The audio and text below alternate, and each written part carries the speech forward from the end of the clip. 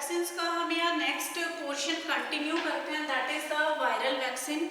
First topic के अंदर जो हमने डिस्कस किया था वो डिस्कस किया था, उसमें हमने बैक्टीरियल वैक्सीन के अंदर हमने 5 वैक्सीन डिस्कस की थी। उसके बाद है यहाँ वायरल वैक्सीन। बैक्टीरियल वैक्सीन का एक जनरल सा मैंने आपको कॉमन मेथड बता दिया था कि किस तरह से हम बैक्टीरिया को एक पर्टिकुलर वैक्सीन को प्रिपेयर करने के लिए हम पर्टिकुलर बैक्टीरियल स्ट्रेन सेलेक्ट करते हैं, उसे एसेप्टिक कंडीशंस के अंदर न्यूट्रिएंट और कल्चर मीडिया में ग्रो करते हैं, and then we will separate it under the sterile condition after the incubation for 1 to 2 weeks. उसके बाद then we will check its pathogenicity and then after the in vitro and in vivo testing, these are the hermetically sealed and go for the marketing purpose. तो जैसे वही same चीज़ है जैसे bacterial vaccine हैं ऐसे viral vaccine है, लेकिन एक चीज़ मैं आपको इसमें क्लियर करूंगी कि जो बैक्टीरियल वैक्सीन होती हैं दीज वैसे तो वैक्सीन सारी ही बड़ी कॉस्टली नहीं, आप ये कह सकते हैं कि उनको प्रिपेयर करना एक टफ जॉब है, लेकिन बैक्टीरियल वैक्सीन के कंपैरिजन में अगर हम वायरल वैक्सीन को कंपेयर करें तो वायरल जो वैक्सीन होती हैं these are the comparatively more tough to prepare as compare to the bacterial vaccine. क्योंकि अब देखो जैसे जो कोरोना वैक्सीन को भी आने में इतना टाइम लगा है ना, वो भी इसलिए क्योंकि हमने सुना होगा कोरोना वायरस, क्योंकि जो इसको फैलाने वाला है वो एक वायरस है। वायरस की जो एक मेन प्रॉपर्टी क्या होती है कि जो वायरस है वो एक म्यूटेशन शो कर देता है। म्यूटेशन समझ रहे हो कि वायरस होता है कि ये अपना जेनेटिक स्ट्रक्चर चेंज कर लेता है, जैसे जैसे एनवायरमेंटल कंडीशंस चेंज होती हैं वैसे वैसे वायरस अपने जेनेटिक स्ट्रक्चर में थोड़े थोड़े चेंजेस कर लेता है, क्योंकि ये मोस्टली जो वायरस होते हैं वो मोस्टली आरएनए टाइप होते हैं, जो इनका जेनेटिक मटेरियल है ना वो आरएनए है। जैसे आपने जेनेटिक मटेरियल 2 पढ़े होंगे, डीएनए आरएनए, मैंने आपको ह्यूमन एनाटॉमी और फिजियोलॉजी के टॉपिक में पढ़ाए भी थे, deoxyribonucleic acid and ribonucleic acid. जो आरएनए वायरल डिजीज होती हैं वो आरएनए जो वायरस है वो जल्दी जल्दी से खत्म नहीं होती, क्योंकि आरएनए वायरस होते हैं वो उनके अंदर म्यूटेशन के चांसेस बहुत होते हैं। जैसे कुछ एनवायरमेंटल फैक्टर्स हैं वो अपने आप को म्यूटेट करते रहते हैं, उसके अकॉर्डिंग अपने आप को अडॉप्ट करते रहते हैं। जो हम सुन रहे हैं कि कोरोना वायरस की फर्स्ट स्ट्रेन आ गई है, कोरोना वायरस की सेकंड स्ट्रेन आ गई है, या इसकी जो थर्ड स्ट्रेन आने वाली है, वो स्ट्रेन का क्या मतलब है? स्ट्रेन का क्या मतलब ये है कि जो ये वायरस है वो जैसे जैसे एनवायरमेंटल कंडीशंस चेंज होती हैं तो ये अपने अंदर कुछ ना कुछ म्यूटेशंस कॉज कर लेते हैं, जिसकी वजह से ऐसे डिजीज का ट्रीटमेंट होना बड़ा मुश्किल हो जाता है। क्योंकि अगर आपने सपोज एक पर्टिकुलर जैसे सपोज स्ट्रेन 1 थी, स्ट्रेन 1 के लिए आपने वैक्सीन डेवलप की आपने तो उस टाइप के स्ट्रेन के वायरस के अगेंस्ट वैक्सीन डेवलप की थी, उसी से वैक्सीन डेवलप की, लेकिन अब वायरस ने अपने आप को म्यूटेट कर लिया। तो आपने बहुत सारे चांसेस हमने देखे भी होंगे, हमारे आसपास हम लोगों ने भी देखे हैं, ऑब्जर्व किए हैं कि इवन जिन लोगों को वैक्सीन लग चुकी थी, 2 डोजेस लग चुकी थी, उनको भी दोबारा से कोरोना वायरस ने अटैक कर दिया। उसका रीजन क्या रहा है? क्योंकि जो अब सेकेंड स्ट्रेन या थर्ड स्ट्रेन जिसको हम बोल रहे हैं कोरोना वायरस की, उसमें वायरस ने अपने आप को म्यूटेट कर दिया है। जो वैक्सीन बनी थी, वैक्सीन के टाइम पे जो वायरस यूज हुआ, जो स्ट्रेन यूज हुई, हो सकता है कि वो स्ट्रेन डिफरेंट हो जो आज के स्ट्रेन से। इसी वजह से क्या हुआ कि जो हमारी इम्यूनिटी जो बूस्टअप होनी चाहिए थी उस पर्टिकुलर स्ट्रेन के लिए तो हुई नहीं, जिससे वो हमारी वो बॉडी को दोबारा से इफेक्ट कर रहा है। चलो अब इसमें हम कुछ डिस्कस करते हैं। अब जो वायरल वैक्सीन होती है ना, उनको वायरल वैक्सीन को प्रिपेयर करने का भी थोड़ा सा मेथड कॉम्प्लिकेटेड है as compare to the bacterial vaccine. थोड़ा सा नहीं, बहुत कॉम्प्लिकेटेड है, इसलिए जो कंपैरेटिवली वायरल वैक्सीन होती हैं वो अनइकोनॉमिकल, मतलब कि हम ये कह सकते हैं कि ज्यादा कॉस्टली भी है as compare to the bacterial vaccine. जैसे आपने देखा होगा जो डीपीटी है, डिप्थीरिया, पर्ट्यूसिस या टेटनस की जो वैक्सीन है, या जो बीसीजी वैक्सीन है, ये जैसे हॉस्पिटल में न्यूली बॉर्न बेबी होते हैं तो ये फ्री ऑफ कॉस्ट भी लगा दी जाती हैं। लेकिन जो रूटीन में जो वायरस की वैक्सीन है, जैसे या पोलियो वैक्सीन एक आप कह सकते हो कि जो ओरल पोलियो डोज है वो फ्री में बच्चों को पिलाई भी जाती हैं, लेकिन मोस्टली जो वायरल वैक्सीन की कॉस्ट है कंपैरेटिवली बैक्टीरियल वैक्सीन से ज्यादा ही होती है। उसका रीजन हम बताएंगे जब हम इसका मेथड ऑफ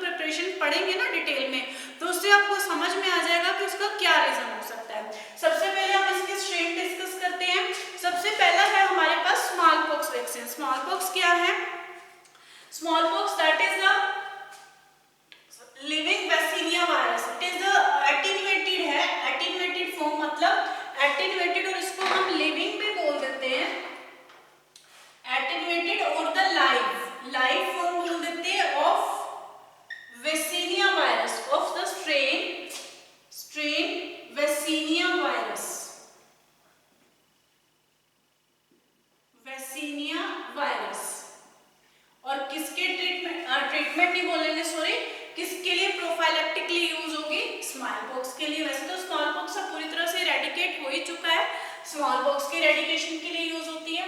पोलियोमाइलिटिस जो वैक्सीन है, पोलियोमाइलिटिस वैक्सीन की 3 स्ट्रेन्स हैं, पोलियोमाइलिटिस ए, पोलियोमाइलिटिस बी, पोलियोमाइलिटिस सी। ये अलग अलग 3 स्ट्रेन्स हैं पोलियोमाइलिटिस वैक्सीन की। इसकी जो पोलियोमाइलिटिस वैक्सीन है, इसकी ओरल पोलियो डोज अवेलेबल है, ओरल पोलियो डोज भी अवेलेबल है। सिर्फ एक पोलियो वैक्सीन ही ऐसी है जो इसका मतलब पोलियोमाइलिटिस वायरस से वायरस, पोलियोमाइलिटिस ए, पोलियोमाइलिटिस बी और पोलियोमाइलिटिस सी, 3 तरह के जो वायरस की स्ट्रेन है जिसको यूज करके इसकी किल्ड एटेन्यूएटेड फॉर्म भी अवेलेबल है, मतलब कि हाफ किल्ड और कंप्लीटली किल्ड फॉर्म भी अवेलेबल है। और यही एक ऐसी वैक्सीन है जो ओरल फॉर्म में अवेलेबल है, जिसकी डोज पिलाई जाती है 2 ड्रॉप्स जो है इसकी ओरल पोलियो की। बाकी सारी की सारी जो वैक्सीन हैं वो इंजेक्ट की जाती हैं। पोलियो भी एक तरह से हमारी कंट्री में अब ऑलमोस्ट इरेडिकेटेड है। 2011 के बाद मेरे ख्याल से पोलियो का कोई भी केस फाइंड आउट नहीं किया गया। उसके बाद है मीजल्स वैक्सीन। मीजल वैक्सीन के लिए इसकी जो स्ट्रेन यूज होती है that is the killed and attenuated strain of, killed और attenuated strain of measle virus, killed और attenuated strain of measles, measle पे स्पेलिंग गलत है, किल्ड और attenuated strain of measle virus. ये चीज आपको जरूर पता होना चाहिए कि ये एटेन्यूएटेड है या ये लाइव है या ये किल्ड स्ट्रेन है या मीजल वायरस है। इस तरह से येलो फीवर वैक्सीन है जो it is the for the used by the 17D strain of yellow virus, yellow fever virus. नाम इसके इजी है comparatively.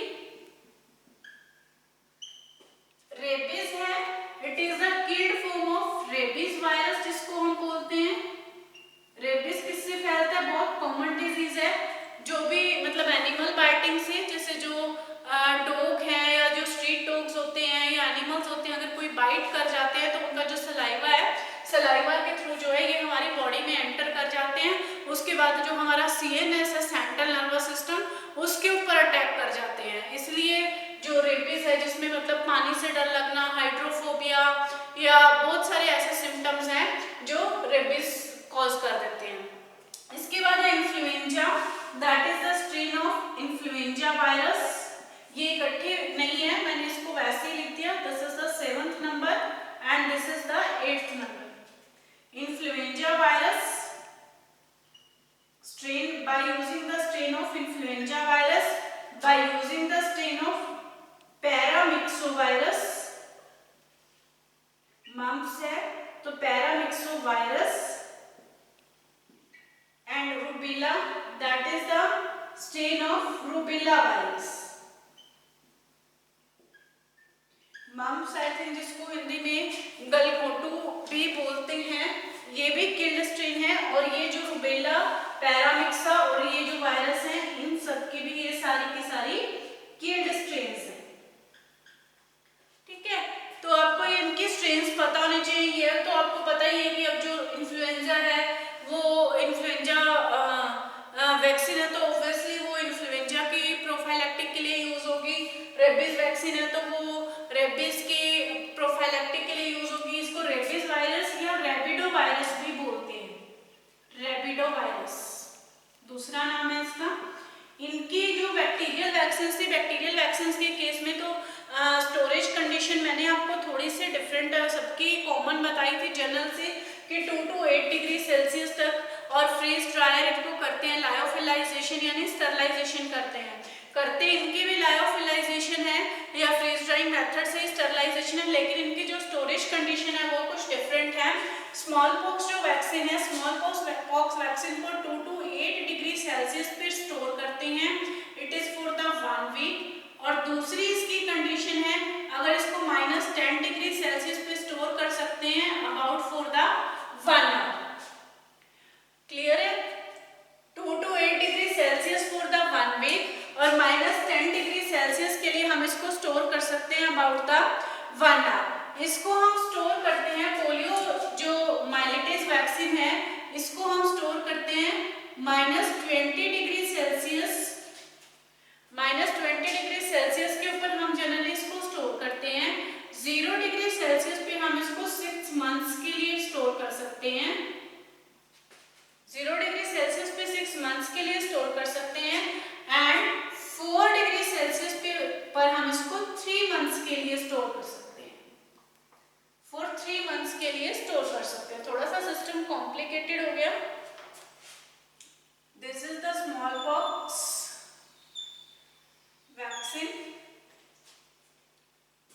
This is the polio vaccine,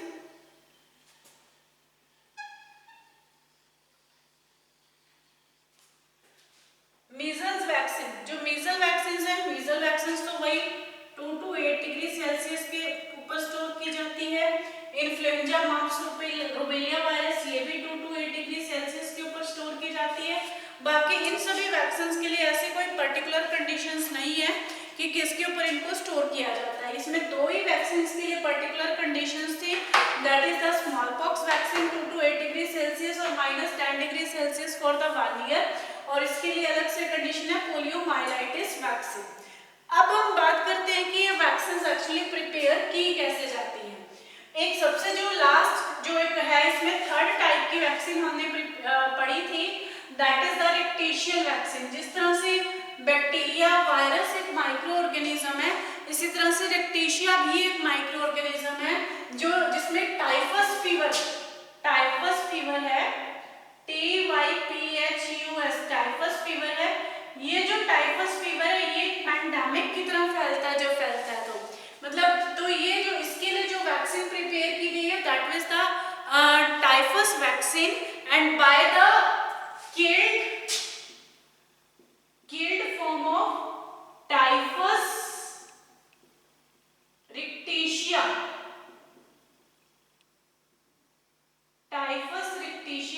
और it is also stored at the 2 to 8 degree Celsius. Typhus rickettsia, typhus fever के लिए 2 to 8 degree Celsius पर इसको store किया जाता है। It is also stored at the 2 to 8 degree Celsius. Rickettsial vaccine के अंदर अभी यही वैक्सीन है। अब इसके अंदर जो प्रिपरेशन मेथड है वैक्सीन के अंदर, देखो अलग अलग से तो सबका प्रिपरेशन मेथड करना बहुत मुश्किल है। थोड़ा सा मैं इसको अलग अलग कर देती हूँ, आपको समझने में इजी हो जाएगा।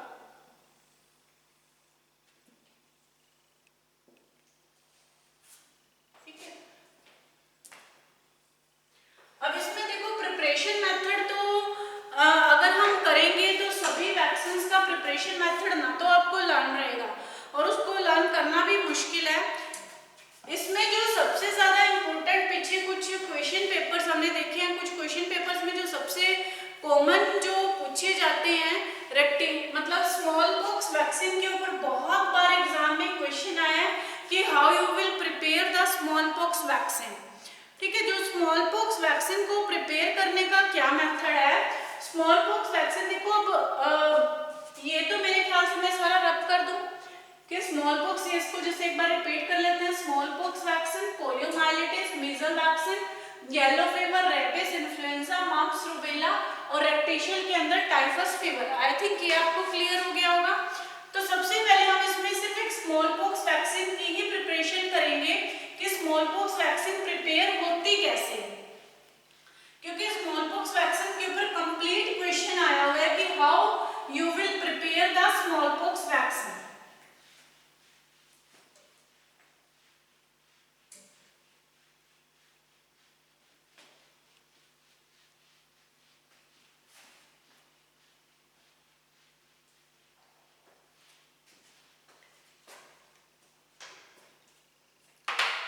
स्मॉल पॉक्स वैक्सीन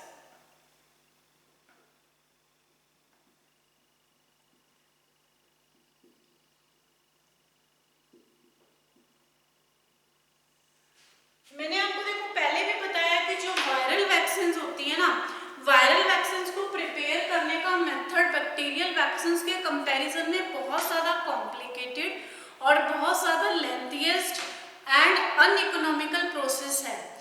जब भी हम कोई वायरल वैक्सीन प्रिपेयर करते हैं, जैसे बैक्टीरियल वैक्सीन में तो हमने क्या देखा कि उसमें तो हम सिर्फ बैक्टीरियाज की पर्टिकुलर स्ट्रेन को एसेप्टिक एरिया के अंदर माइक्रोबायोलॉजी लैब के अंदर पर्टिकुलर न्यूट्रिएंट या कल्चर मीडिया प्रोवाइड करके ग्रो करते हैं और उनको सेपरेट आउट करके जो भी उनकी पैथोजेनिसिटी या प्रॉपर्टीज मेंटेन करते हैं। लेकिन जो ये वायरल वैक्सीन होती हैं, सबसे पहले तो वायरल वैक्सीन जो है ये एनिमल्स से ही तैयार की जाती हैं।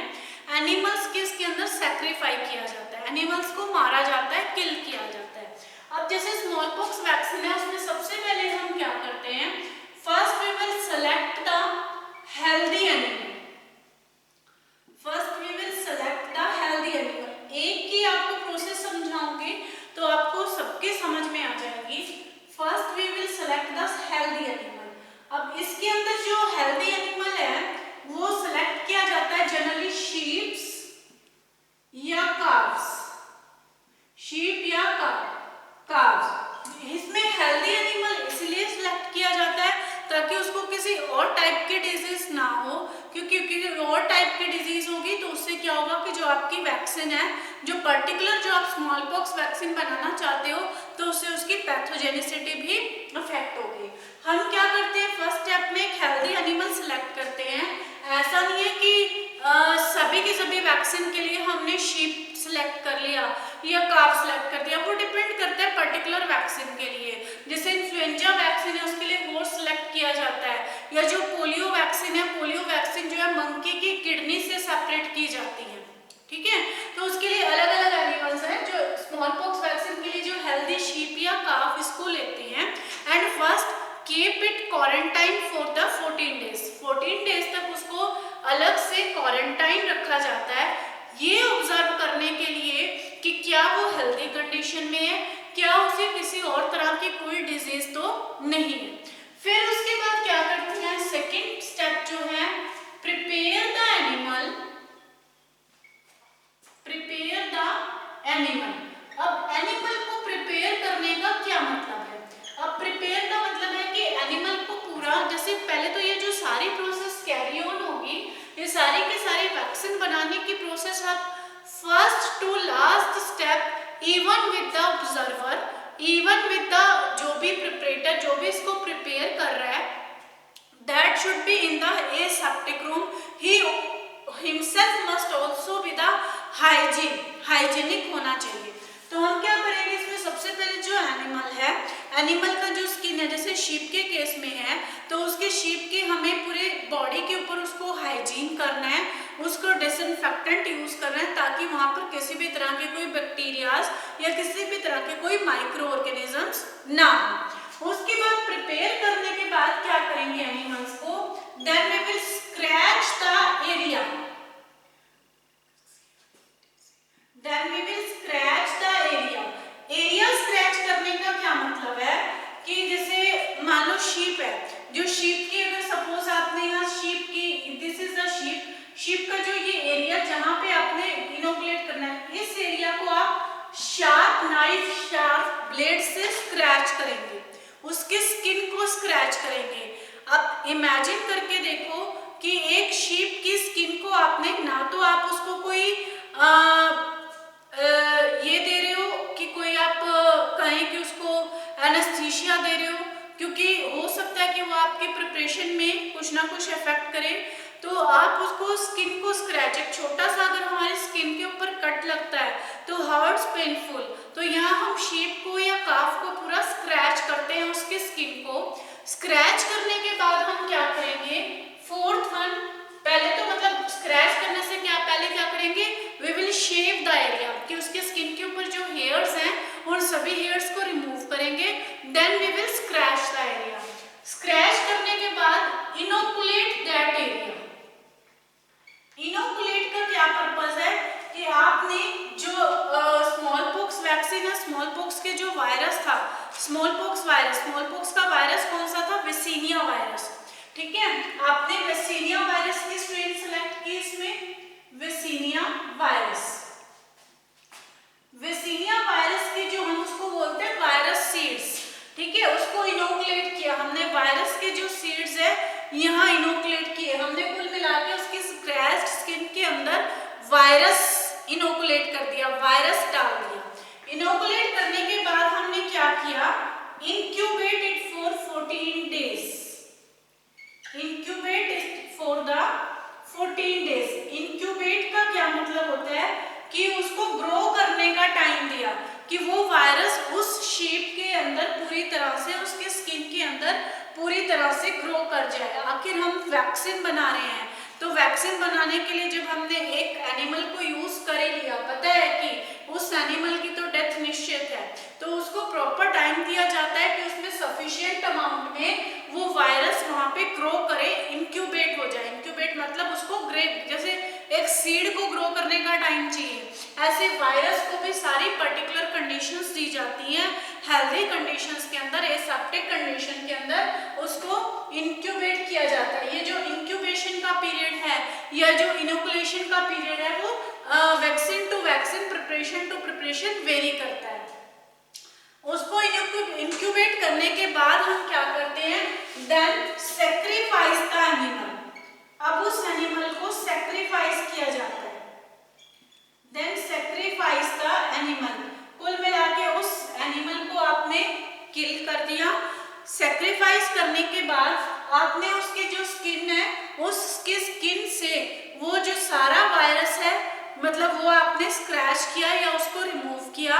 रिमूव करने के बाद उसको किसी पर्टिकुलर सॉल्यूशन के अंदर या पर्टिकुलर केमिकल के अंदर ऐड किया जाता है, जैसे सपोज फॉर्मेल्डिहाइड या कोई भी, जिससे आपके वायरस की जो है पैथोजेनिसिटी मेंटेन हो। क्योंकि आखिर जो इंसान उसको हैंडल कर रहा है, जो उसको बना रहा है, उसको भी तो आखिर सेम डिजीज होने के चांसेस हैं, तो उसे भी पूरी प्रिकॉशंस लेनी होंगी। दूसरा फिर हम क्या करेंगे, उसकी पैथोजेनिसिटी मेंटेन करेंगे वायरस की। और जो वो हमने सैक्रिफाइस किया एनिमल, उस एनिमल का पोस्टमार्टम किया जाता है। पोस्टमार्टम इसलिए किया जाता है ये फाइंड आउट करने के लिए कि कहीं इस एनिमल को कोई और डिजीज तो नहीं थी। क्योंकि अब देखो स्मॉल पॉक्स वायरस तो हमने उसको दे दिया, उसकी किस्मत में था, उसको स्मॉल पॉक्स होके ही मरना था, ठीक है, कि अब स्मॉल पॉक्स तो उसको डिजीज होगी ही होगी, क्योंकि जब ये वायरस ही उसके अंदर फैल गया है। लेकिन पोस्टमार्टम के बाद हमने ये देखना है कि स्मॉल पॉक्स के अलावा क्या उस एनिमल को कोई और डिजीज तो नहीं थी। अगर वो कोई और डिजीज थी तो फिर तो इसका मतलब कि उसके माइक्रोब भी आपकी प्रिपरेशन के अंदर आएंगे, तो it will be the contaminated, तो आप उसे यूज नहीं कर सकते। उसके बाद जो आपने यहाँ से वायरस को सेपरेट आउट किया, उस वायरस की आप पैथोजेनिसिटी मेंटेन करेंगे। पैथोजेनिसिटी जैसे मैंने आपको लिखवाया था कि जो स्मॉल पॉक्स वैक्सीन है, स्मॉल पॉक्स वैक्सीन है, it is the attenuated. Attenuated का मतलब हाफ किल्ड, कि इन वायरस को इतना एटेन्यूएट कर दिया जाता है कि जब हम किसी की बॉडी में इंजेक्ट करेंगे तो वहां जाके वो हमारे इम्यून सिस्टम को बूस्ट अप करेगा, उसके अगेंस्ट एंटीबॉडीज प्रोड्यूस करेगा, लेकिन उससे स्मॉल पॉक्स नहीं होगा। तो ये है पूरी की पूरी एक प्रोसेस वायरल वैक्सीन बनाने की। अब आप सोचो कि बैक्टीरियल वैक्सीन के कंपैरिजन में वायरल वैक्सीन को बनाना कितना इजी था, तो कंपैरेटिवली ये प्रिपरेशंस भी कॉस्टली होंगी। और as a being a humanity, इसके अंदर जो एनिमल्स यूज किए जाते हैं, जैसे पोलियो वैक्सीन है उसमें मंकीज की किडनी यूज की जाती है। बहुत सारी वैक्सीन है, जैसे उसमें horse influenza vaccine I think, उसमें जैसे हॉर्स यूज किए जाते हैं। तो पर्टिकुलर, क्योंकि ये जो एनिमल्स का सिलेक्शन है ना, वो भी डिपेंड करता है, वो किस चीज के ऊपर डिपेंड करता है कि किस एनिमल की, जो मैंने एक लास्ट वर्ड यूज किया था ससेप्टेबिलिटी, ससेप्टेबिलिटी पे डिपेंड करेगा एनिमल का सिलेक्शन, कि कौन सा एनिमल किसके लिए ससेप्टेबल है। हो सकता है कि अगर मैं इस स्मॉल पॉक्स वैक्सीन के लिए हॉर्स यूज करती, तो हो सकता है कि हॉर्स की इम्यूनिटी थोड़ी स्ट्रॉन्ग होती, जितना वायरस उसके अंदर हमें एंड में मिलना चाहिए था, या जो स्मॉल पॉक्स हो सकता है उसके अंदर वो ना होता। शीप और जो काव्स हैं वो स्मॉल पॉक्स के लिए ज्यादा ससेप्टेबल होते होंगे, इसलिए इनको शीप्स और काव्स को स्मॉल पॉक्स वैक्सीन के लिए यूज किया जाता है। मोंकी किडनीज या मोंकीज जो है वो पोलियो वैक्सीन के लिए ज्यादा ससेप्टेबल होते होंगे, इसलिए वहां मोंकीज को यूज किया जाता है। तो ये सारी प्रिपरेशन एक तरह से वैक्सीन प्रिपेयर करने की। इसलिए अगर आपके पास जनरली स्मॉल पॉक्स वैक्सीन का क्वेश्चन बहुत बार आया हुआ है, इसलिए मैंने आपको स्मॉल पॉक्स वैक्सीन के बारे में बताया है। लेकिन अगर आपके पास किसी भी वैक्सीन की प्रिपरेशन का का मेथड एग्जाम में आ जाता है, तो उसके लिए कंफ्यूज नहीं होना, क्योंकि हर वैक्सीन का, बैक्टीरियल वैक्सीन का तो मैंने आपको जनरल मेथड बता ही दिया। आपको सबसे पहले तो आपने उसमें डिफाइन करना है कि व्हाट इज द वैक्सीन। उसके बाद आपको उसकी पर्टिकुलर स्ट्रेन पता होना चाहिए। जैसे सपोज इन्फ्लुएंजा वैक्सीन पे आ गया, तो इन्फ्लुएंजा वायरस है, आपको पता होना चाहिए कि वो वायरल वैक्सीन है या बैक्टीरियल वैक्सीन है। तो वायरल है तो इसका मतलब उसमें कोई ना कोई पर्टिकुलर एनिमल यूज होना चाहिए। आपको सिर्फ इतना पता होना चाहिए कि उसमें एनिमल कौन सा यूज किया है। उसके बाद आप ये कॉमन स्टेप्स उसके अंदर यूज कर सकते हैं। और इन्फ्लुएंजा वायरस में आपको स्ट्रेन पता होना चाहिए कि इन्फ्लुएंजा जो वायरस की स्ट्रेन यूज की जाती है। उसके बाद स्टोरेज कंडीशन, इसमें सिर्फ दो में ही मैंने आपको डिफरेंट बताई थी, स्मॉल पॉक्स वैक्सीन और पोलियो वैक्सीन के अंदर। बाकी मोस्टली सभी वैक्सीन की storage condition 2 to 8 degree Celsius है। और जो इनकी स्टरलाइजेशन की जाती है वो लायोफिलाइजेशन या freeze drying method under the aseptic technique से, और इनकी जो प्रिपरेशन है वो भी एसेप्टिक टेक्निक से की जाती है। और फाइनली इनकी इन विट्रो टेस्टिंग और ए नंबर ऑफ कैंडिडेट्स के ऊपर, वॉलंटियर्स के ऊपर इन वाइवो टेस्टिंग भी होती है। फिर उसके सर्वे के बाद ये जो प्रिपरेशंस हैं आपके मार्केट में आती हैं। तो ये हमारा वैक्सीन का टॉपिक यहाँ कंप्लीट हो गया। होपफुली आप लोगों को क्लियर भी समझ में आ गया होगा। तो नेक्स्ट लेक्चर जो है उसके अंदर हम टॉक्सोइड्स और जो है एंटीसीरा का टॉपिक कंटिन्यू